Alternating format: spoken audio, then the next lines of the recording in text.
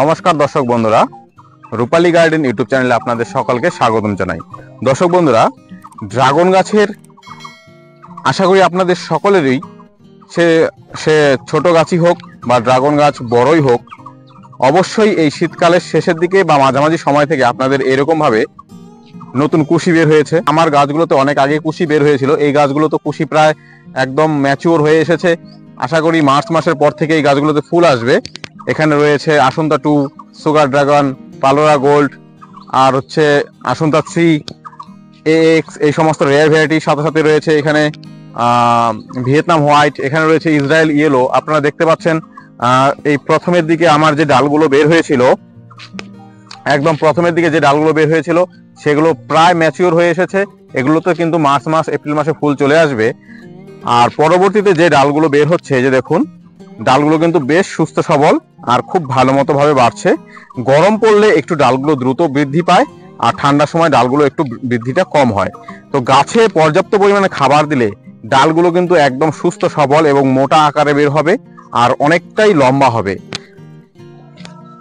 আমি আপনাদের ড্রাগন গাছের গোড়ায় কি কি মিশ্র খাবার দিতে হয় সেই বিষয়ে তো বারবার ভিডিওতে আপনাদের দেখিয়েছি কি কি মিশ্র খাবার দিবেন। তবুও একবার বলে রাখি, আপনাকে এই সময় নাইট্রোজেন যুক্ত খাবারটা বেশি দিতে হবে, তাই বেশি পরিমাণে আপনি গোবর সার, সাথে ডিএপি, ইউরিয়া এই সমস্ত কিছু দিতে পারেন। আর 15 দিন অন্তর অন্তর আপনাদের যেটা বলেছিলাম, সর্ষের খোল পচা জল। সর্ষের খোল পচা জল দর্শক বন্ধুরা যদি আপনি গাছের গোড়ায় দেন, তাহলে গাছের চেহারা এতটাই বদলে যাবে, আপনি নিজেই 15 থেকে 20 দিনের মধ্যে আপনি গাছের চেহারা দেখেই বুঝতে পারবেন যে সর্ষের খোল পচা জল গাছের ক্ষেত্রে কতটা উপকারী। আপনার এই কুশিগুলোকে একদম সঠিক পর্যায়ে বাড়িয়ে তোলা এবং মোটা করে তোলা, এই কাজটা সর্ষের খোল পচা জল খুব ভালো কাজ করে। তো আজকের ভিডিওতে আমি আপনাদের দেখাবো কি করে সর্ষের খোল পচা জল তৈরি করতে হয়। কারণ সর্ষের খোল পচা জল বেশি পরিমাণে যদি আমরা গাছের গোড়ায় দিয়ে ফেলি বা আমরা যদি মাত্রাটা সঠিক পরিমাণে তৈরি করতে না পারি, তাহলে কিন্তু আমাদের গাছের গোড়ার শিকড় পচে যেতে পারে, গাছের গোড়াও পচে যেতে পারে, আর আপনার গাছে কিন্তু ক্ষতি হতে পারে বিরাট। তাই সর্ষের খোল পচা জল আমরা সঠিক কিভাবে তৈরি করব তার সম্পূর্ণ প্রসেসিং আজকের এই ভিডিওটার মাধ্যমে আপনাদের সামনে তুলে ধরব। আপনাদেরকে প্রথমেই পরিচয় করিয়ে দেই যে কোন ধরনের সর্ষের খোলগুলো সবচেয়ে ভালো হয়। আপনারা বাজার থেকে এই ধরনের এই যে চ্যাপ্টা চ্যাপ্টা যে সর্ষের খোলগুলো, মানে সর্ষের তেল ভাঙানোর পর যে খোলগুলো পড়ে থাকে, এই যে চ্যাপ্টা চ্যাপ্টা দেখুন, একদম সুন্দর, এই যে এরকম পাতলা পাতলা চ্যাপ্টা দেখে এই ধরনের খোলগুলো আপনারা বাজারে কিনতে পাবেন। মোটামুটি 30 থেকে 40 টাকার মধ্যেই থাকে সমস্ত জায়গায় দামগুলো, কারো কাছে একটু কম বেশি হয়। তো এই যে সর্ষের খোলগুলো দেখতে পাচ্ছেন, এই খোলগুলোকে আমাদেরকে প্রথমে জলের সাথে ভিজিয়ে রেখে দিতে হবে 10 থেকে 15 দিন। মিনিমাম 7 দিন তো আপনাকে ভেজাতেই হবে। 10 থেকে 15 দিন ভেজালে বা তার থেকে বেশি ভেজালে তো কোনো অসুবিধাই নেই। তো দর্শক বন্ধুরা, আমি এখানে 2 থেকে 3 কেজির মতো সর্ষের খোল এখানে ভিজিয়ে রেখেছিলাম জলের মধ্যে। আপনাকে 1 কেজি জল 200 লিটার জলের মধ্যে মিশিয়ে আপনি গাছের গোড়ায় প্রয়োগ করতে পারবেন। তো আমরা কিভাবে তৈরি করব, আমরা যদি এইরকম 1 কেজির মতো সর্ষের খোল নেই, এখানে মোটামুটি 1 কেজির মতো সর্ষের খোল রয়েছে। এই 1 কেজি সর্ষের খোলকে আমরা 5 লিটার জলের মধ্যে মেশাবো। আমি এখানে জল পরিমাণ কম দিয়েছি, কিন্তু ঘুরে ফিরে আপনি 1 কেজি সর্ষের খোলকে 200 লিটার জলের মধ্যে মিশিয়েই গাছের গোড়ায় আমরা প্রয়োগ করতে পারবো। তো সমস্যা হচ্ছে, আমরা তো একসাথে একদম 200 লিটার জল মাখিয়ে বা এই সর্ষের খোল মিশিয়ে তৈরি করে রাখতে পারি না। কারণ আমরা 200 লিটার জল তো আমরা গাছের গোড়ায় একবারে দিয়ে দিব না।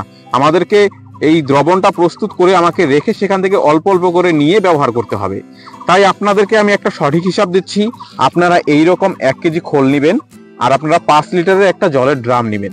5 লিটারের জলের ড্রামে আপনি যদি 4 লিটার জল নেন আর এই 1 কেজি সর্ষের খোল যদি ভরে রাখেন, তারপরে সেটাকে 10 থেকে 15 দিন পচাবেন। এবার ওই যে আপনার 5 লিটারের দ্রবণ হলো, সেই 5 লিটার দ্রবণকে আপনি 200 লিটার জলের মধ্যে ব্যবহার করবেন। তাহলে পরে আপনি যখন অল্প অল্প করে ব্যবহার করবেন, 5 লিটার থেকে যদি আপনি 1 লিটার বের করে আনেন, তাহলে 1 লিটার জলকে আপনি ব্যবহার করতে পারছেন 5 লিটারের জন্য 200 কেজি, 1 লিটারকে 40 কেজিতে ব্যবহার করতে পারবেন। 20 লিটার জলের জন্য আপনি 500 ml বের করবেন। আর যদি 10 লিটার জল বের করেন, 10 লিটারের একটা দ্রবণ প্রস্তুত করেন, তখন আপনি ওই দ্রবণ থেকে 250 ml এর সর্ষের খোল পচা জল নিয়ে এইরকম বালতিতে পরিষ্কার জলের সাথে মিশিয়ে আপনি জলে গাছের গোড়ায় প্রয়োগ করবেন। তো আমার এই যে 12 লিটারের বালতিটা আমি নিয়ে নিলাম। এই 12 লিটারের বালতিতে আমি 10 লিটারের মতো জল নিয়েছি। এই 10 লিটার জলে তাহলে আমি কতটা প্রয়োগ করব? 250 ml। 250 ml সর্ষের খোল পচা জল আমি এর মধ্যে দেব, তারপরে মিশিয়ে নেব। তো আমি মোটামুটি 250 ml এর মতো এখান থেকে সর্ষের খোল, এই দেখুন এখানে যদিও আরেকটু জলের প্রয়োজন ছিল, তো আমি আইডিয়া করে নিচ্ছি যে 250 ml এখানে মিশিয়ে নেব। তো সর্ষের খোল পচা জল খালি হাত দিয়ে এখানে পরিষ্কার ধরা যাবে না, কারণ হাতের মধ্যে দুর্গন্ধ সৃষ্টি হবে। আমি এই কারণে আমি একটা প্লাস্টিক হাতের মধ্যে পেঁচিয়ে নিব, যাতে আমার এই সরাসরি সর্ষের খোল পচা জলটা হাতের মধ্যে না লাগে। সর্ষের খোল পচা জল স্পর্শ করার পূর্বে আমরা এইভাবে, যদি হ্যান্ড গ্লাভস থাকে অবশ্যই হাতে হ্যান্ড গ্লাভস পরে নিব, আর যদি না থাকে এরকম ভাবে একটা প্লাস্টিক নিয়ে নিব, তারপরে সেই জলটা ভালো মতো মাখিয়ে নিব। এই দেখুন এখন যে রকম দেখা যাচ্ছে এইরকম পাতলা করেই আমাকে গাছের গোড়ায় প্রয়োগ করতে হবে, কারণ খুব বেশি পরিমাণে যদি আমরা প্রয়োগ করি তাহলে কিন্তু গাছের উল্টো ক্ষতি হবে। আর অবশ্যই আপনারা সর্ষের খোল প্রয়োগ করার সময় গাছের গোড়ার মাটি একবার খেয়াল করে নেবেন। যদি গাছের গোড়ার মাটি খুব ভেজা থাকে তাহলে কিন্তু ওই রকম অবস্থায় সর্ষের খোল পচা জল প্রয়োগ করা যাবে না, তাহলে কিন্তু শিকড় অবশ্যই পচে যাবে। আপনি যতটা সম্ভব পারেন গাছের গোড়ার মাটি শুকনো রেখে তারপরে সর্ষের খোল পচা জল প্রয়োগ করবেন। চলুন আমার ড্রাগন গাছগুলোর কাছে আপনাদেরকে নিয়ে যাই আর দেখাই কিভাবে প্রয়োগ করছি। হ্যাঁ, এই যে দেখুন দর্শক বন্ধুরা, গাছের গোড়া মাটি কিন্তু খুব একটা ভেজা নেই, মোটামুটি শুকনো শুকনো ভাবই রয়েছে। এগুলো কালো কালো দেখতে পাচ্ছেন, এগুলো ভেজা না, এগুলো হচ্ছে গোবর। গোবরগুলো এরকমই হয়। তো আমি এখানে এখন সর্ষের খোল পচা জল প্রয়োগ করে দেব। কিরকম পরিমাণে প্রয়োগ করব? এরকম একটা বড় ড্রামের ক্ষেত্রে 1/2 লিটার পরিমাণ করে প্রয়োগ করে দেব। আর এইরকম ভাবে আমরা 15 দিন অন্তর অন্তর গাছের গোড়ায় সর্ষের খোল পচা জল প্রয়োগ করব।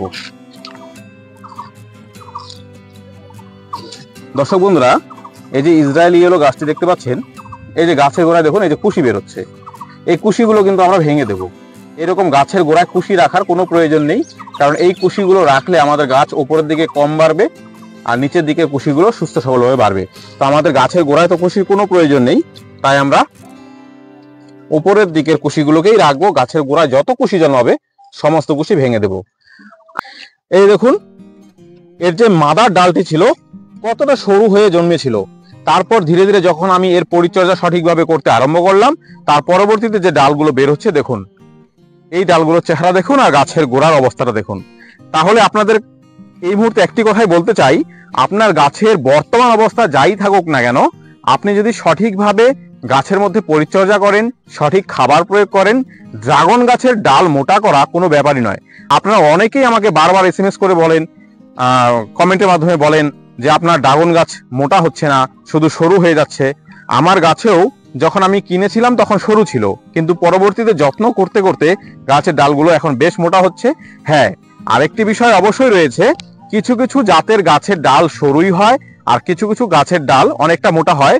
আপনি যদি পাশে ভিয়েতনাম হোয়াইটটি দেখেন, ভিয়েতনাম হোয়াইটের যে পরিমাণে মোটা হয়, ইসরায়েল ইয়েলো ডাল কিন্তু সেই পরিমাণে মোটা হবে না, বা পালোরা গোল্ডেরও হবে না, বা আপনি সুগার ড্রাগনেরও পাবেন না।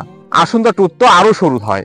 তো জাতের উপরও নির্ভর করে, আর যে জাতের নিজস্ব ডাল মোটা হয় তার যদি সরু হয়ে যায় তাহলে আপনাকে বুঝতে হবে যে আপনার গাছের পরিচর্যা খুবই কম হয়েছে। তো দর্শক বন্ধুরা, এখনো সময় আছে।